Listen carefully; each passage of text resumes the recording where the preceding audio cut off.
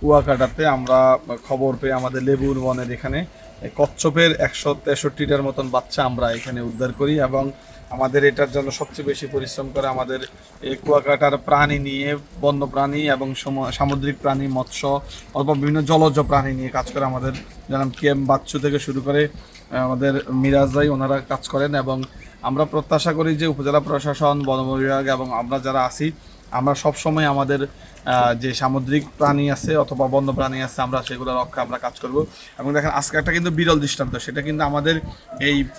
লেবুর বনের এখানে কিন্তু কচ্ছপ ডিম রেখেছে, এবং আজকে আমাদের সেই দোকানই 1 মাস বন্ধ থাকার পরে যখন গেলেন তখন কিন্তু এই দোকানে যে কচ্ছপের বাচ্চাগুলো পান, এবং সাথে সাথে আমাদের এখানকার লোকালি ওনারা ভলেন্টিয়ার এই কাজটা করেন, ওনাকে বাচ্চাগুলো উদ্ধার করেন, এবং আজকে এখনই আমরা সমুদ্র মুক্ত করব নিরাপদ স্থানে। উপজেলা নির্বাহী কর্মকর্তা স্যারের নির্দেশে এবং বিভিন্ন সময় কিন্তু আমাদের আর্থিক সহযোগিতাও করে থাকে। 2 দিন আগে আমরা যে ওয়ার্লি ড্রিডলি যে কচ্ছপটি মা কচ্ছপটি পেয়েছি এবং নিরাপদ পরিবেশে যে চর্বি যে অবমুক্ত করেছি, সেটাই কিন্তু স্যারের দিক নির্দেশনা, এবং আমাদের যে যত যাতায়াত খরচ সেটা কিন্তু স্যারই বহন করেছে। স্যারের কাছে আমাদের একটাই চাওয়া থাকবে, উপকূলে যেহেতু বন্যপ্রাণী জলজ প্রাণী আহত অসুস্থ অবস্থায় আমরা বিভিন্ন সময় পাই,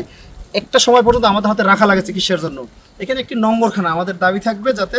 এই যেটুক সময় আমাদের হাতে থাকবে সেটা নিরাপদ জায়গা আমরা রাখতে পারি, এটুক স্যারের মাধ্যমে আমরা শুধু আমাদের চাওয়া রয়েছে।